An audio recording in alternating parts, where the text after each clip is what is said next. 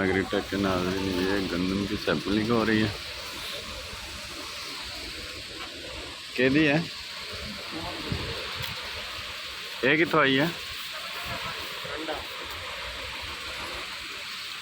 یہ آئی ہے جناب ترنڈے سے.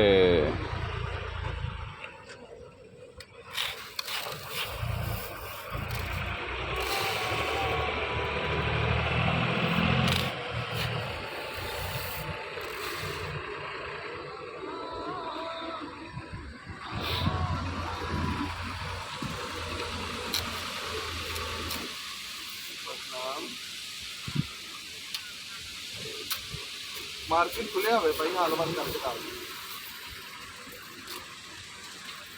कल 40 रुपये.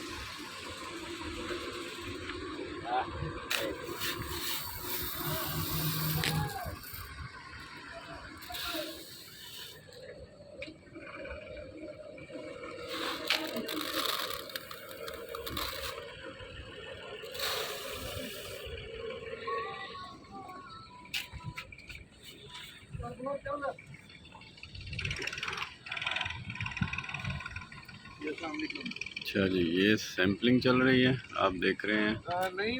یہی طریقہ کار ہے گندم کی ٹرالی چیک کرنے کا، اور ہم اس کو دیکھ رہے ہیں. یہ دیکھیں مختلف بوروں میں سے سیمپل لیا جاتا ہے اور پھر اس کو ایک ٹرے میں رکھا جاتا ہے، پھر گندم چیک کیا جاتا ہے.